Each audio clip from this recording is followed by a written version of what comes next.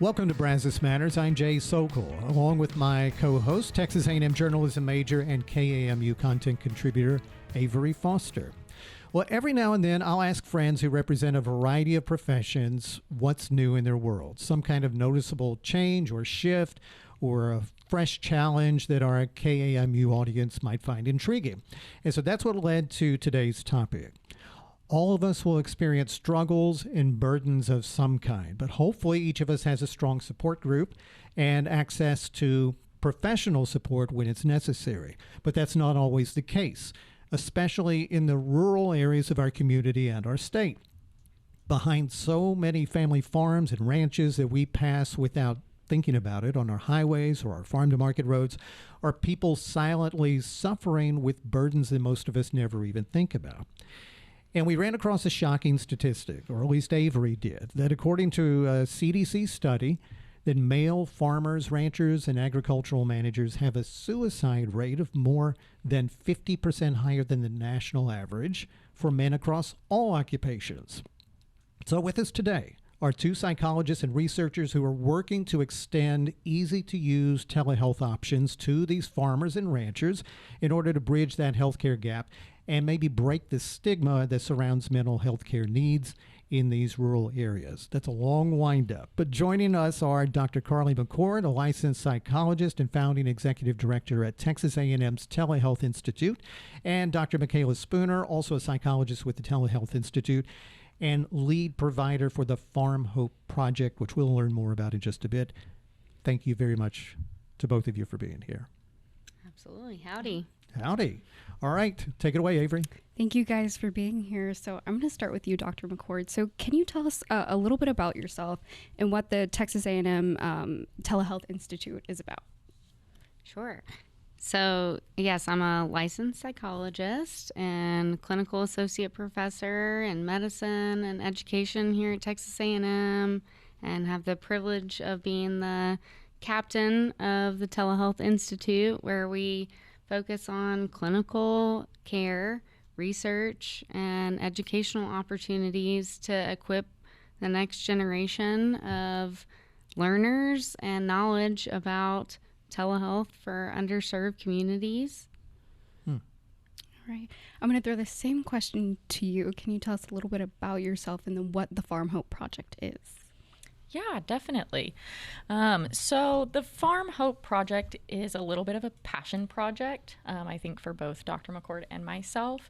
I grew up in town, but oftentimes was spending my time outside of town with horses, and I continued to have horses all through my life and be involved in 4-H and FFA, and that's been something that I've kind of kept in my pocket throughout grad school and all of my training. And so on my postdoc year, Dr. McCord mentioned FarmHope, and I already had this passion for serving rural communities and reaching out to those who didn't have access to quality mental health care.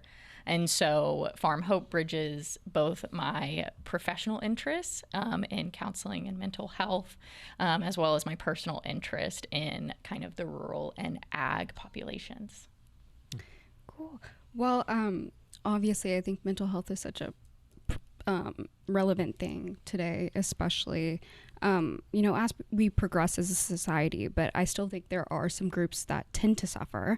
So could you talk to us about, the stigma, the tough it out mentality, and maybe some barriers that they experience?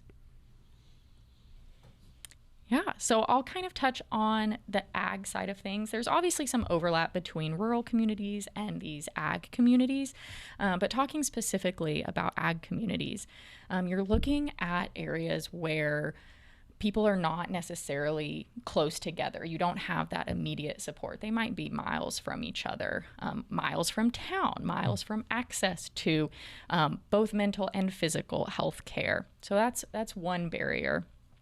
You also have the barrier of mental health stigma, and that ties into the tough it out mentality.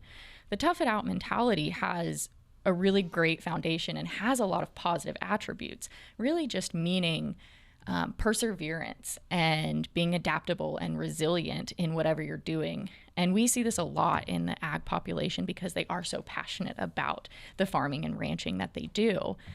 When it becomes a barrier is when you pair that tough it out mentality with, well, I got to do this alone because I'm weak if I ask for help and I'm weak if I ask for support. And so now we're really trying to say, well, both things can be true. You can be this resilient, tough it out kind of person, and you don't have to do it alone. And you can reach out for support when things get a little out of hand because they face stressors that you and I don't think about on a day-to-day basis, oftentimes out of their control.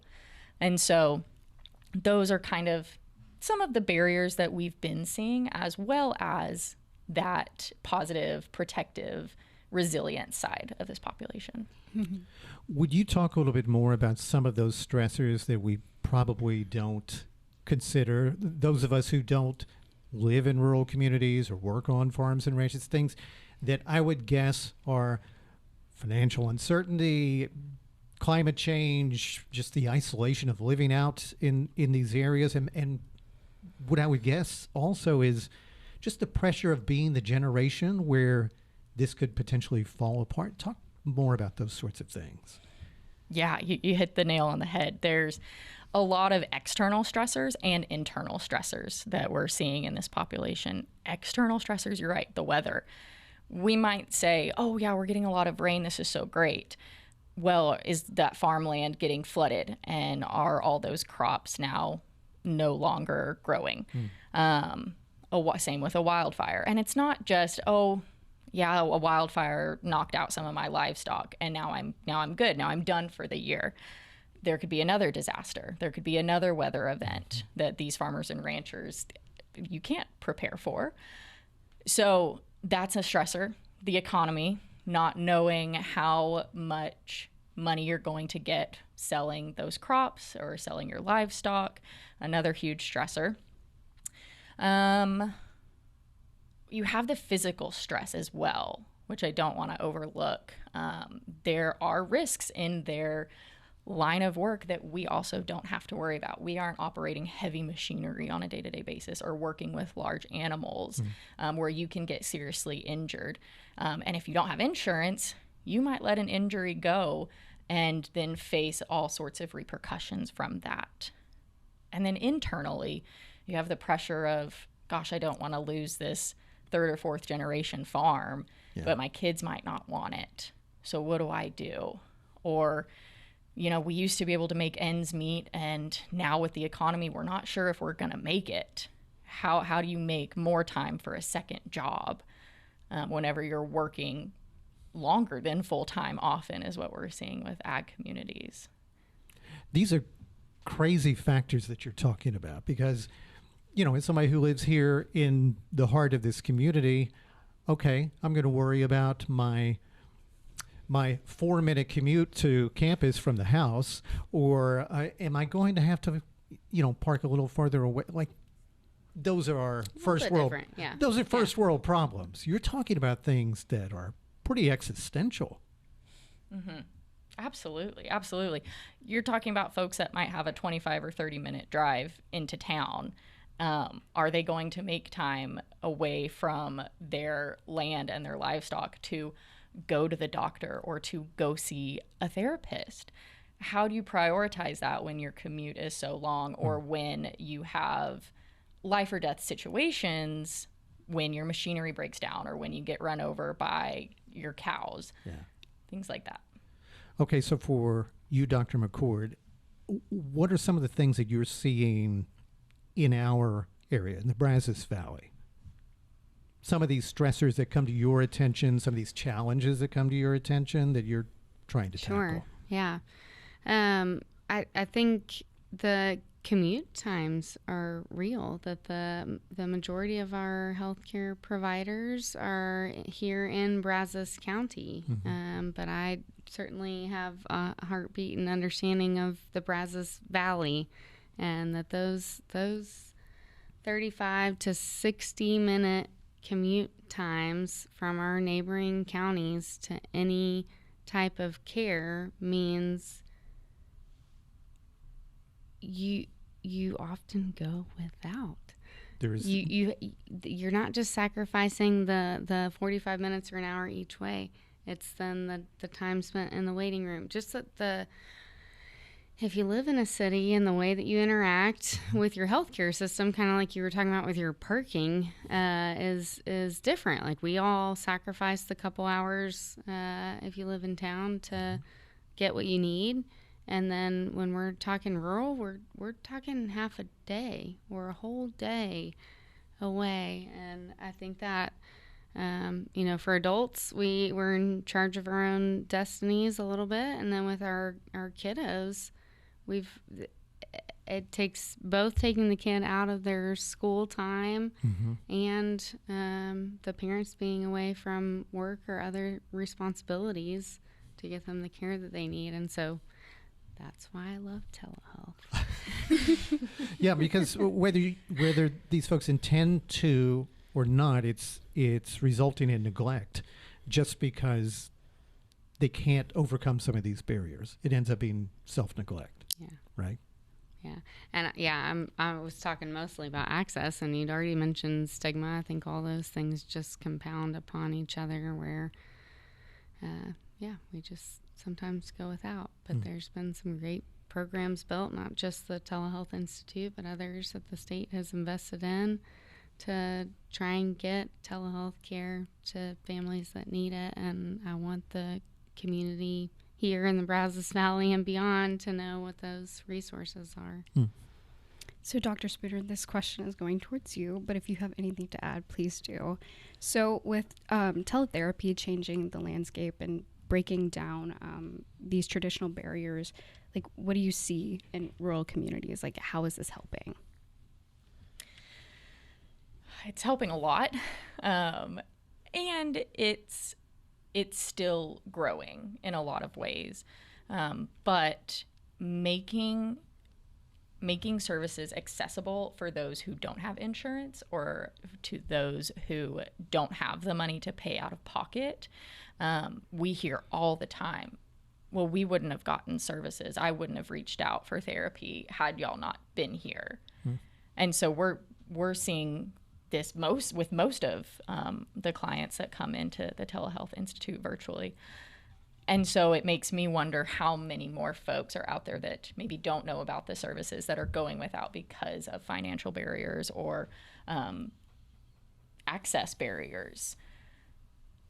Yeah. Anything else that I'm missing on that? I've just seen so time and time again. I mean, there's the TCHAP program, Texas Child Health Access Through Telemedicine program in the schools that the parents don't have to leave work or leave home. The kid doesn't have to leave school. They don't miss instructional time. They just get care when and where they need it within the schools. It's one of the best things the state of Texas has invested into children's mental health care access, and that's in the schools. And then I think for our farm and ag communities, our FarmHope program that creates access to care outside of hours and just trying to flexibly meet people when and where they are is wonderful. And we've got access points in our resource centers and some of our clinical care settings throughout the rural regions.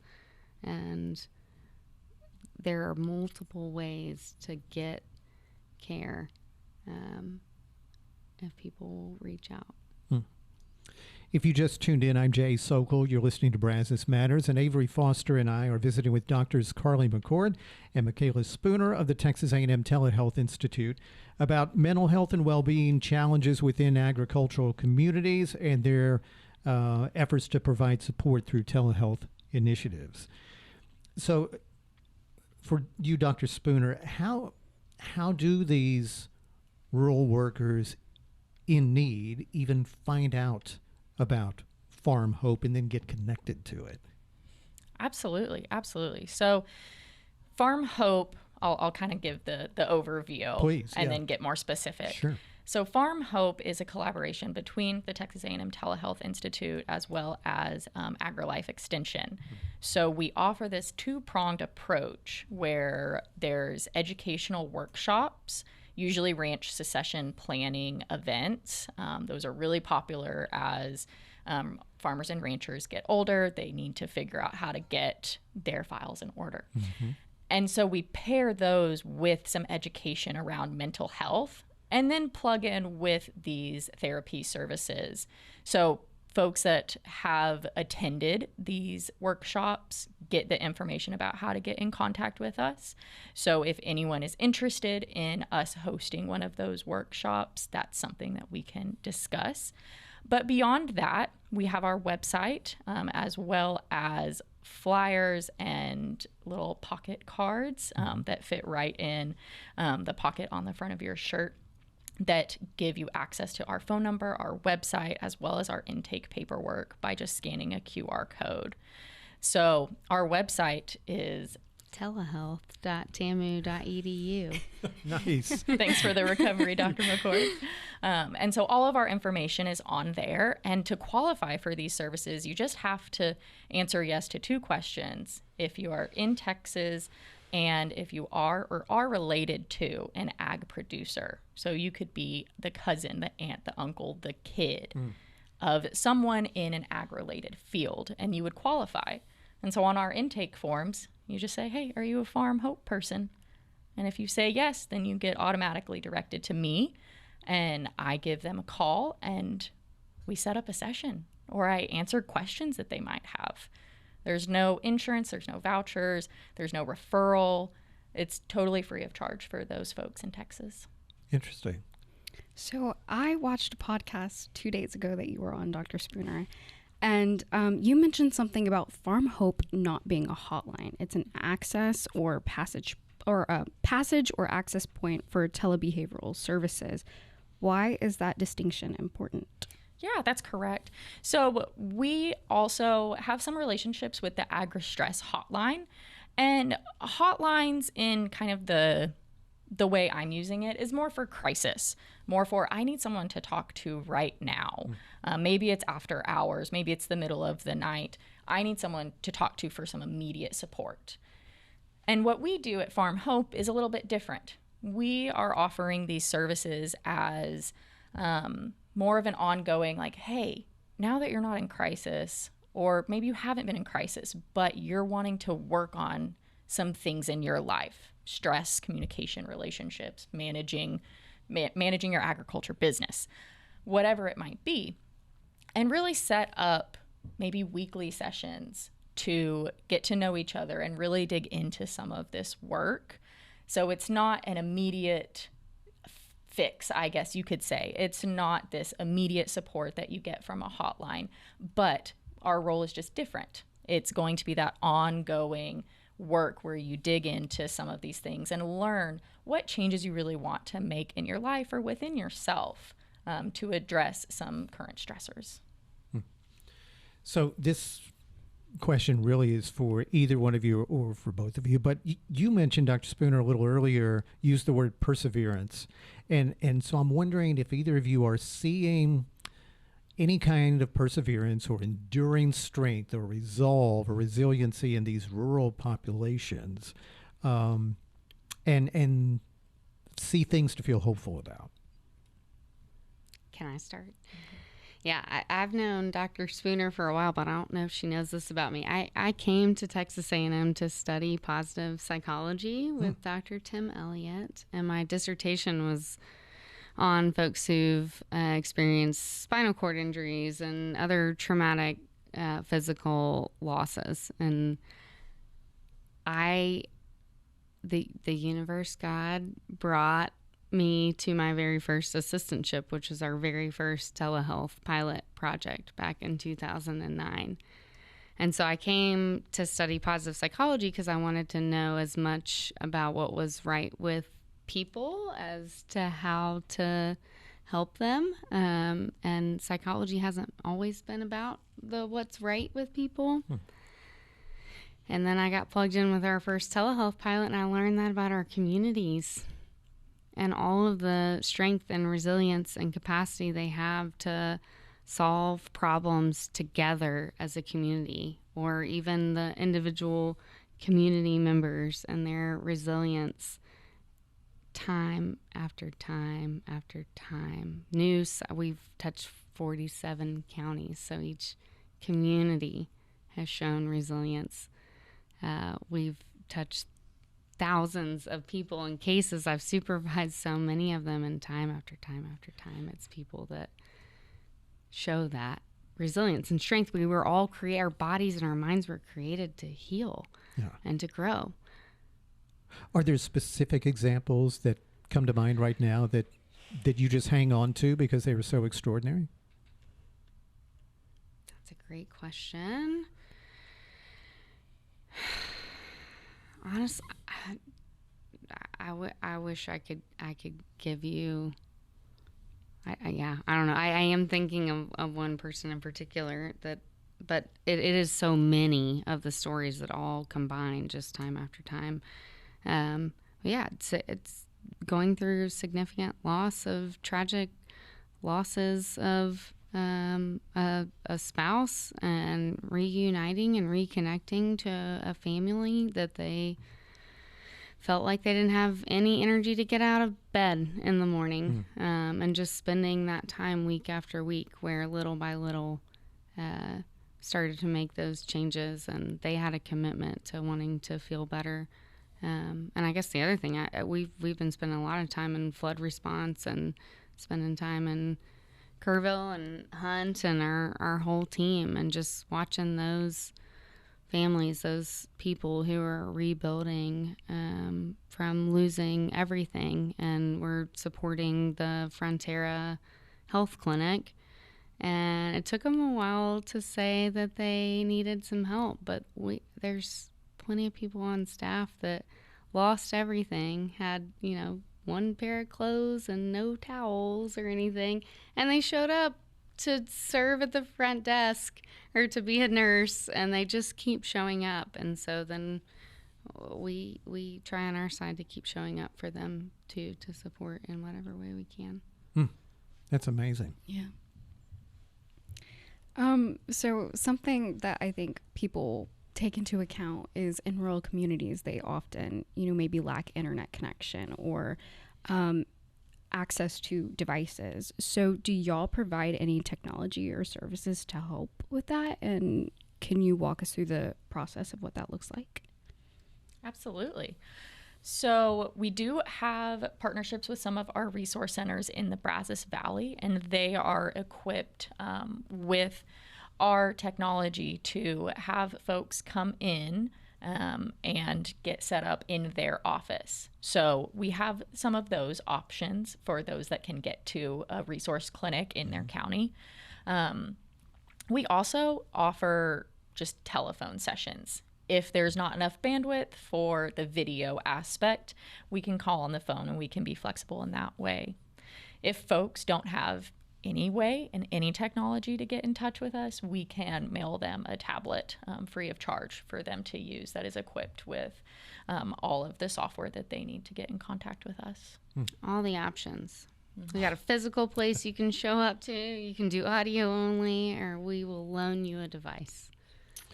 Don't let it be a barrier. That's excellent. And I'm trying to be efficient with our time. We've only got a few minutes left, but you mentioned that you're doing work right now in 40-something counties. Was that right? Are there particular areas of the state that you haven't quite been able to get into that you're really trying to be intentional about?